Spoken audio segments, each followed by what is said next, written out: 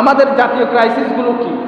আমাদের জাতীয় সমস্যা এই নয় যে কে বুকে হাত বাঁধবে, কে নাভিতে হাত বাঁধবে, কে আমিন বড় করে বলবে, কে আমিন ছোট করে বলবে, কে মিলাদের পক্ষে, কে বিরুদ্ধে।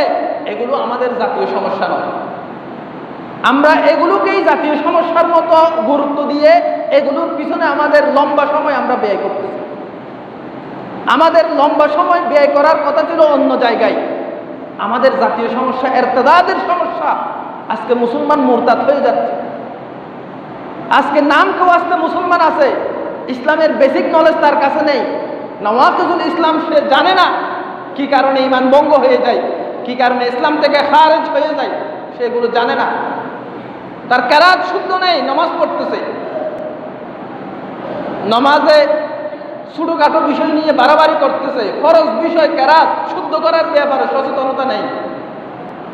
আজকে জাতীয় পর্যায়ে ইসলাম আজকে সংকুচিত হচ্ছে। বাইরে পশ্চিমারা ষড়যন্ত্র করছে, এর আগে পার্শ্ববর্তী দেশ থেকে ষড়যন্ত্র করা হয়েছে। এগুলোর মোকাবেলা আমরা কিভাবে করব, এই চিন্তা চেতনা এই নিয়ে আমাদের কোনো সচেতনতা নেই। কিভাবে জাতীয় পর্যায়ে ইসলামকে একামতে দিন করব, ইসলামকে প্রতিষ্ঠা করব, এই নিয়ে আমাদের কোনো পদক্ষেপই নেই, চিন্তাও নেই, সচেতনতাও নেই। আমরা এই নিয়ে ভাবিও না। আমরা খুব ছোটখাটো একেবারে মানি যেগুলো নিয়ে উভয় পক্ষে দলিল আছে। আপনি বুকে হাত বাঁধলেও নামাজ হবে, নাভিতে হাত বাঁধলেও নামাজ হবে, উভয় পক্ষে হাদিস আছে। এটা ইজতিহাদের জায়গা, এটা ইসলামের সৌন্দর্য। একজন মোটা মানুষ হাত কোথায় বাঁধবে? তার জীবনের 70 বছরের হায়াত, তার শরীরের স্ট্রাকচারের বিভিন্ন পরিবর্তন হয়। কখনো এখানে বাঁধবে, কখনো বুকে বাঁধবে, একটু নিচে বাঁধবে। এগুলো বাড়াবাড়ির কোনো বিষয়ই না। আমরা ওগুলোকেই আমাদের জীবনের মূল বিষয় বানায় ফেললাম।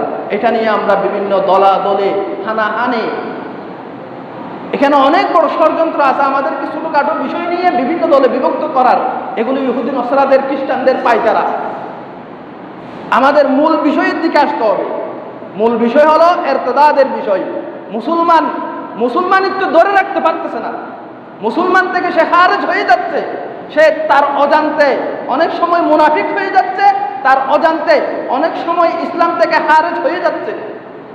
অনেকে আবার জেনে বুঝে নাস্তিকতার কবলে পড়ে আমাদের ইয়ং সোসাইটি, কলেজ ইউনিভার্সিটির ছেলেদেরকে ইসলাম থেকে তাদেরকে কনভার্ট করে বিভিন্ন রকমের পশ্চিমা সংস্কৃতি তাদের মাথায় চাপিয়ে দিচ্ছে। এখানে আমাদের সবচেয়ে বেশি মেহনত এখানেই দরকার ছিল। আমরা ওগুলো বাদ দিয়ে ছোটখাটো বিষয় নিয়ে মারামারি, দলাদলিতে আছে। আজকে বাংলাদেশে জাতীয় পর্যায়ে ইসলামী শক্তি দুর্বল হয়ে আছে। আমরা মূল জায়গায় আঘাত করতে পারতেছি না, ছোটখাটো বিষয় নিয়ে দলাদলিতে আছে। বিভিন্ন দলে বিভক্ত হয়ে গেছে, ছোট ছোট ছোট ছোট দল। আপনি যখন একতাবদ্ধতায় থাকবেন, ইউনিটি, ঐক্য, তখন আপনি শক্তিশালী। আপনি যখন ক্ষুদ্র ক্ষুদ্র হয়ে যাবেন, আপনার শক্তি থাকবে না।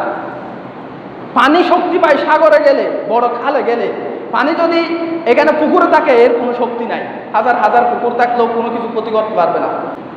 মনে রাখবেন মুসলমান, একটা হলো ইখতিলাফ। ইখতিলাফ হলো মত পার্থক্য। আর একটা হলো ইফতিরাক। ইফতিরাক হলো দলবদ্ধ হয়ে যাওয়া, তার প্রতি হিংসা আদাওয়াত লালন করে ভিন্ন দলে বিভক্ত হয়ে যাওয়া। ইখতিলাফ ছিল সাহাবা একরামের যুগ থেকে। উভয় পক্ষে হাদিস আছে। সাহাবা একরামের কেউ এই হাদিস আমল করছে, কেউ ওই হাদিস আমল করছে, কিন্তু ইফতিরাক ছিল না। পরস্পর মুহাব্বত, ভালোবাসা ছিল, পরস্পর দলাদলি ছিল না, হিংসা ছিল না। আমরা আজকে ইখতিলাফ করতেছি না, আমরা করতেছি ইফতিরাক। আমরা দলবদ্ধ হয়ে যাচ্ছি, দলান্ধ হয়ে যাচ্ছি, যার কারণে ইহুদি নসরা আমাদের মাথার উপর কাঠল বেগে খাচ্ছে। এই পথ থেকে উত্তরণের জন্য আমাদেরকে সর্বপ্রথম ইতিসাম বিহাবলিল্লাহ, আল্লাহর রজ্জুকে আঁকড়ে ধরতে হবে। কোরআন সুন্নাহকে আঁকড়ে ধরতে হবে। কোরআন সুন্নাহর স্পষ্ট নস আছে, বার্তা আছে, দলিল আছে। এখানে সব কিছু বলে ওই কোরআন সুন্নাহকে আঁকড়ে ধরতে হবে। কোরআন সুন্নাহর স্পষ্ট বার্তা নেই, ওখানে ইজতিহাদ করতেছে। এক এক আলেম উলামা ইজতিহাদ করছে। আপনি একটা আমল করেন, আরেকজন আরেকটা ইজতিহাদ করে আমল করতেছে, ওকে আপনি সমালোচনা করবেন না, ওকে বাতিল গুমরা বলবেন না।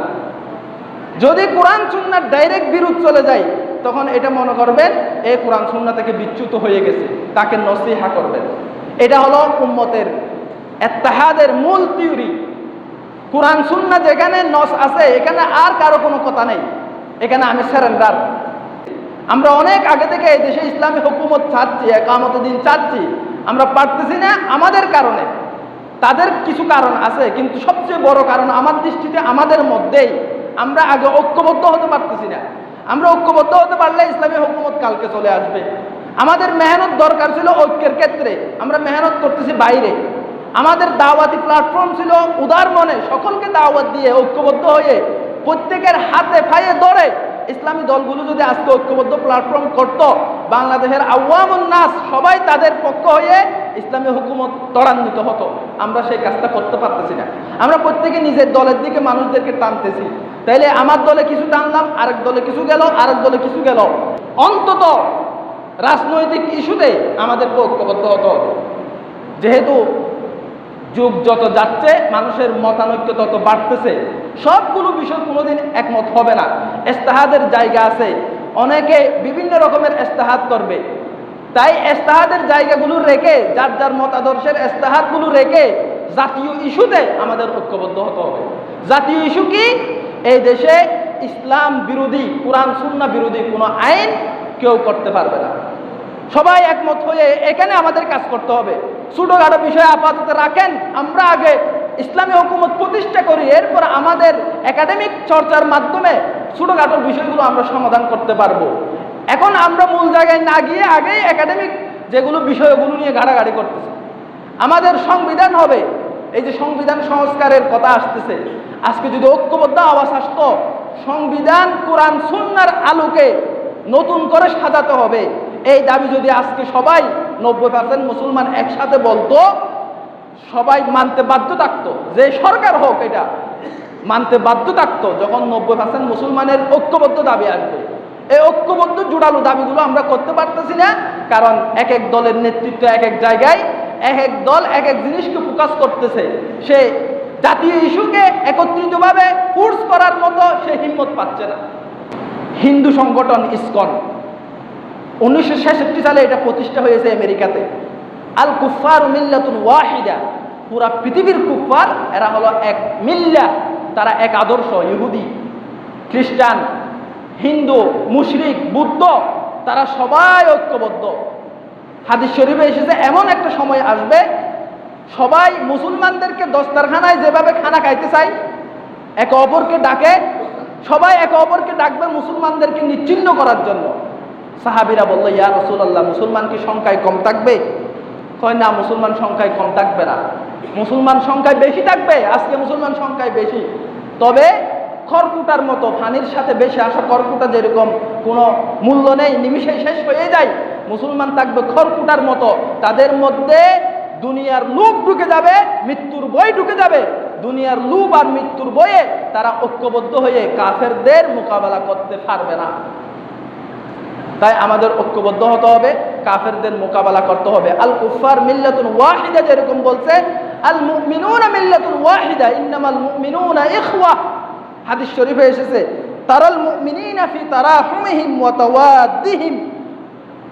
মুমিন হলো তারা যারা পরস্পর ভালোবাসা মহব্বত হবে এরকম, যে শরীরে একটা অংশ আঘাত পেলে পুরা শরীর যেভাবে বেদনায় আক্রান্ত হয়, একজন মুমিন আঘাতপ্রাপ্ত হলে সকল মুমিন পুরা বিশ্বের যেখানে আছে মুসলমান প্রত্যেকে ব্যথা অনুভব করবে এবং এটার প্রতিবাদ জানাবে।